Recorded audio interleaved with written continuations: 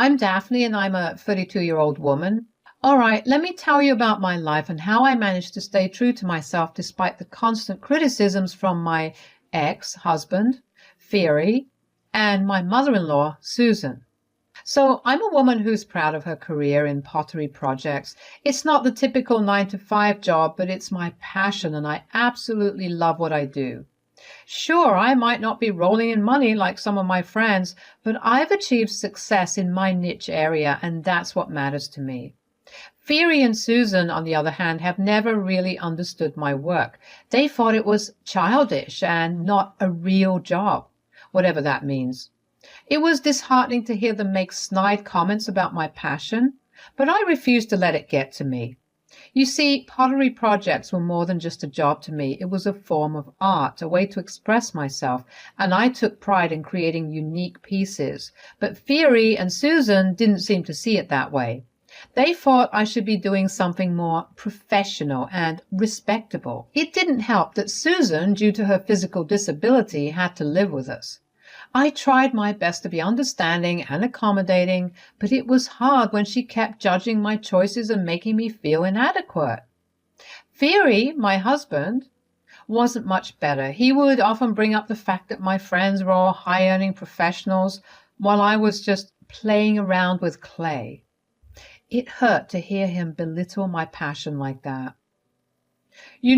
I was talking to some of my friends the other day, and they were talking about their wives and their careers. Oh, yeah? What were they saying? Well, most of their wives have these high-paying jobs and successful careers. It's got me thinking about us. What do you mean? I mean, compared to them, your career is a bit, well, odd. Working with pottery and all that, it's not exactly the typical high-paying job. Are you saying that my job is less valuable just because it doesn't make as much money? No, that's not what I meant. I just meant that, it's a bit embarrassing sometimes when people ask what you do, and I have to tell them you're a potter. Embarrassing? You're embarrassed by my passion and my hard work?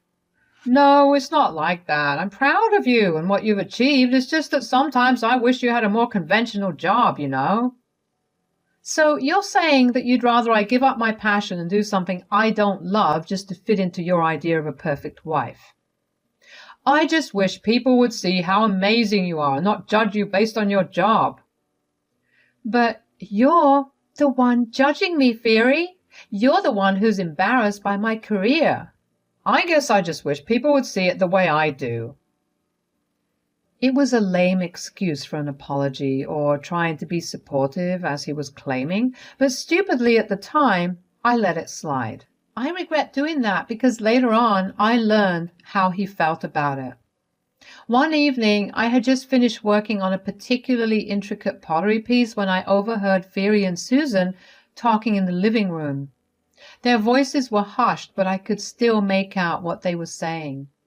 Theory chuckled and said, "Can you believe she spends all day playing with clay? I mean, come on, that's not a real job." Susan joined in and said, "I know, right? It's like she's stuck in some child's playtime while the rest of us are out there making a real living." Their words stung, and I felt my heart sink. I knew they didn't understand my passion, but to hear them belittle my job behind my back hurt more than I expected. I took a deep breath and decided to confront them. Walking into the living room, I put on a brave face and said, "Hey, I couldn't help but overhear your conversation. I just want to remind you that pottery projects are my career, and it means a lot to me. It might not be the traditional 9 to 5, but it's what I love doing." Theory looked taken aback, and Susan tried to backpedal. "Oh, sweetie, we didn't mean to offend you. It's just that we worry about your future and financial security." I shook my head, trying to stay composed. "I appreciate your concern, but I'm doing well in my field. My work is gaining recognition, and I'm proud of my accomplishments. I wish you could see that." Theory seemed uncomfortable when he said, "Look, Daphne, we just want what's best for you. We're not trying to put you down, but we worry about the stability of your job." I sighed, feeling a mix of frustration and hurt. "I understand that, But it's my passion and I'm willing to take the risks. I've worked hard to get where I am and I won't let your doubts hold me back. We're just looking out for you, dear. It's not that we don't support you, but we want to see you thrive in a more traditional career. I appreciated their concern, but it was clear that they didn't truly understand my passion. Instead of arguing further, I decided to let my success speak for itself. In the following months, as my pottery projects gained more recognition and I received invitations to showcase my work in art exhibitions, I noticed a change in Fieri and Susan's attitudes. They began to acknowledge my talent, though their support still felt hesitant. I knew I couldn't change their views entirely, but I hoped that with time they would come to understand and respect my career choice. But you know what? I didn't let their negativity deter me. I loved my job, and that was all that mattered. I knew I was good at what I did, and I had the respect of my colleagues and clients. That's all the validation I needed. Whenever they made snarky comments, I would just smile and shrug it off. I knew they didn't understand my passion, and that was fine. I didn't need their approval to be happy. And you know what's even more amazing? My pottery project started gaining more recognition. I started getting featured in magazines and art exhibitions. My unique style and authentic approach to my work were finally getting the attention they deserved. Of course, Fieri and Susan couldn't ignore the success forever. They might not have fully appreciated my work, but they couldn't deny that it was bringing in money. And that seemed to be the only thing that made them somewhat okay with my career choice. As the years went by, I continued to excel in my field. I learned to tune out their negative comments and focus on what truly mattered, my passion and happiness. It wasn't always easy, but I was determined to stay true to myself. I had my ups and downs, but my dedication and hard work paid off. I was able to carve a niche for myself in the pottery world, and I couldn't have been prouder. Well, guess what, folks? All of my hard work and dedication paid off. Oh man, let me tell you what happened next. So after all of that hard work and finally getting a major investor interested in my pottery, I was over the moon. The investor told me he'd pay me $3,000 a week for my work, and I was thrilled. I mean, that's some serious cash. I couldn't wait to share the news with Fieri and Susan. I thought they'd be proud of me and finally see the value in what I do. So when I got home, I was practically bursting with excitement. But as soon as I mentioned the $3,000, they cut me off right away. Hey guys, you won't believe what happened today. I got a big break in my pottery career. I was telling you all about it, remember? Oh, right, that investor guy. What happened? Well, he said he'd pay me $3,000. $3,000? That can't be right. No, let me finish. He said he'd pay $3,000. $3,000 as a salary is a joke, Daphne. How ridiculous. No, it's not a joke. Pottery is my passion, and this investor sees the value in my art. It's a real opportunity for me, and besides, it's not what you're thinking. A real opportunity? Come on, Daphne. This is ridiculous. You need to be realistic. You'll never make it big with pottery. These two were getting on my nerves, trying to speak over me and diminish my accomplishments. For some reason, they just didn't want to hear me when I wanted to tell them that I'd be making $3,000 per week. They kept cutting me off.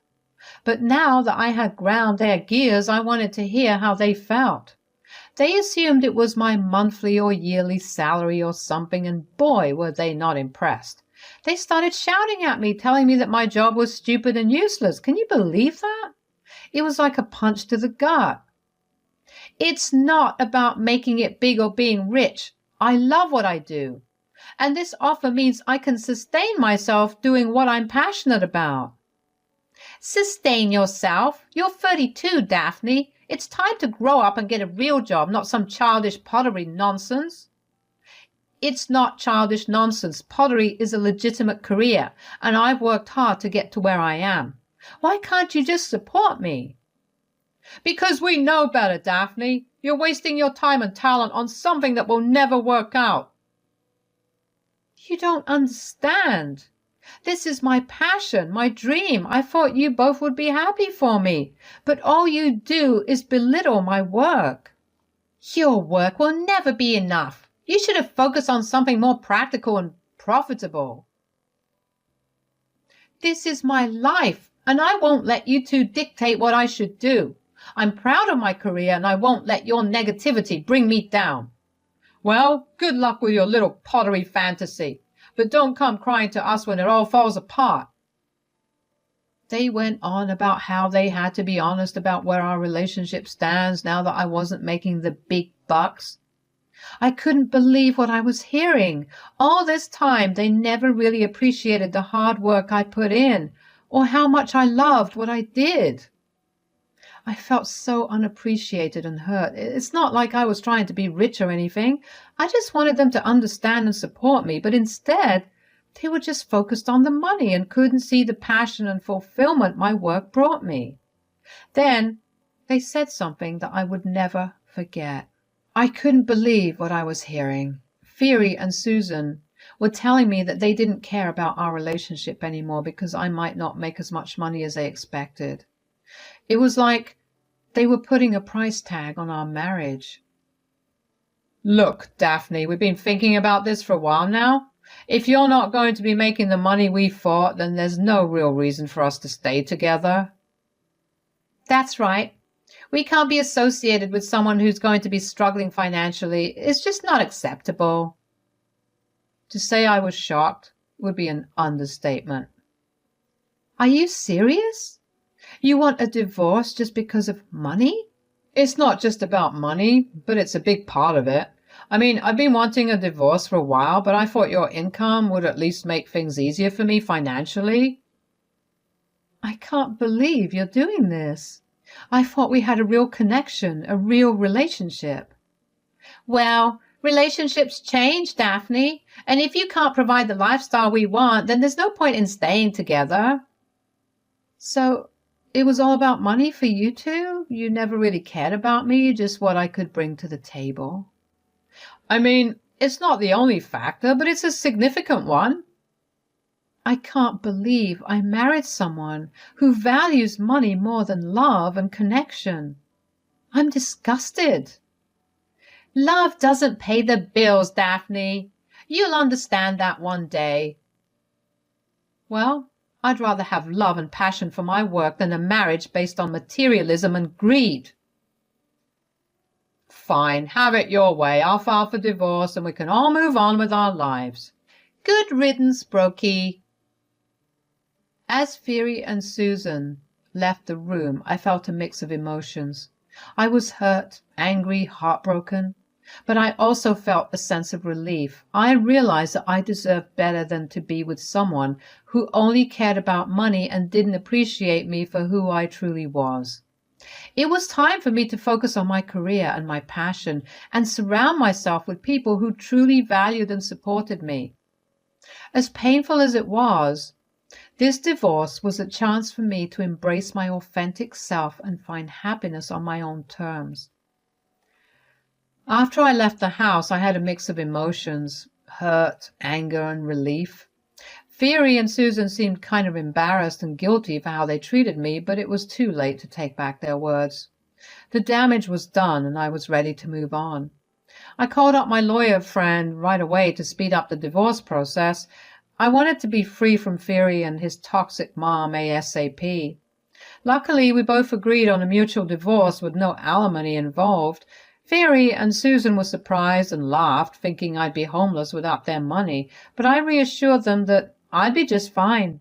So we all sat down in that lawyer's office ready to sign the divorce papers. Fiery and Susan looked so darn pleased with themselves, like they were finally getting rid of the crazy me. Well, I wasn't going to let their smugness get to me, especially since I had a lovely surprise for them once I'd finished signing the papers. When I finished signing, they jumped for joy, saying they were free from my antics. Finally, we're done with all this stupid drama. Free at last.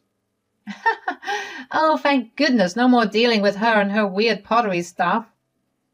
You know, you both seem really happy about this divorce. Well, wouldn't you be? Now we can move on with our lives without your eccentricities. Well, I guess the feeling is mutual. Oh, please don't try and act like you don't need us, especially now that you're broke. Oh, trust me, I'm more than happy to be rid of you two clowns. Clowns? How rude. Rude? Maybe, but I don't mind being rude to people who are beneath me. Beneath you? What? Are you stupid and deaf? Okay, enlighten us then. Well, for starters, I've got some pretty exciting news. You see, that night when I told you I'd be making $3,000, you didn't let me finish my sentence. I'll be making $3,000 per week. Fiery and Susan's jaws practically hit the floor. Their faces went pale as they realized the mistake they made.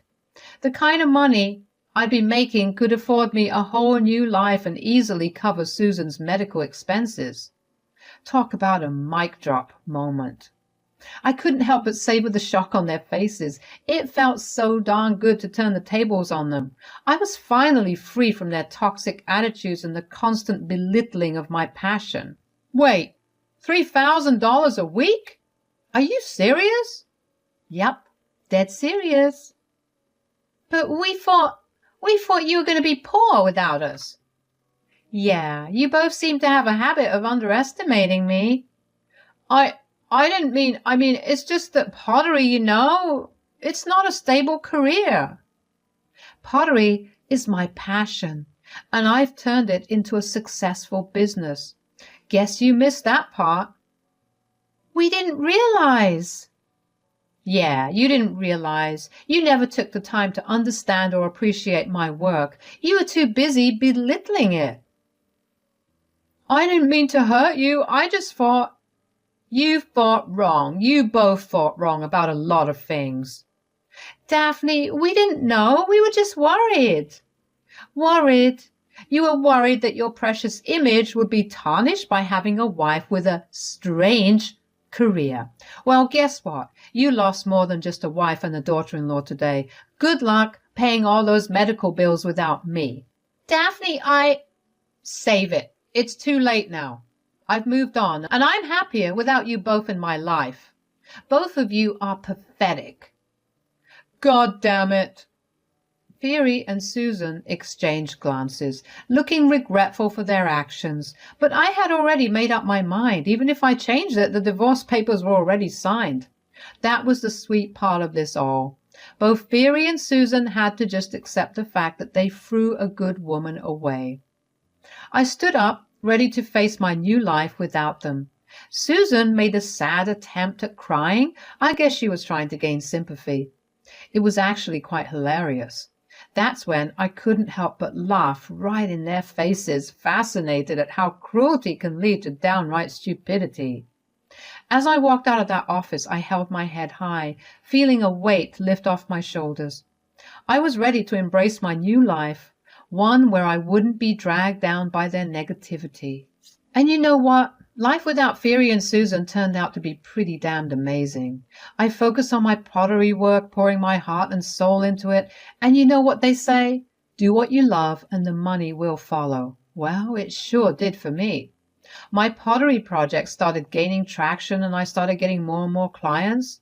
That $3,000 per week turned out to be just the beginning. I was earning even more than that, and I was damn proud of it. I moved into a cozy little apartment and I finally felt at peace. I surrounded myself with supportive friends who appreciated my work and encouraged me to keep going. Meanwhile, Fiery and Susan were left to deal with the consequences of their actions. I heard through the grapevine that Fiery's finances took a hit because he squandered it on some shifty business deals. I guess he was trying to get rich quickly and it didn't pay off. The sad part was that Susan was struggling with her medical bills. Part of me wanted to feel some satisfaction in their misfortune, but I realized that I had moved on from all that drama. I was too busy building my own happiness to waste any more energy on them. So the moral of the story is, don't judge a book by its cover. Just because someone's career doesn't fit your idea of success doesn't mean they aren't making bank. And sometimes the people who look down on you end up eating their words. Life is too short to be weighed down by toxic people. Find your passion, embrace it, and surround yourself with those who uplift and support you. Trust me, it's a recipe for happiness and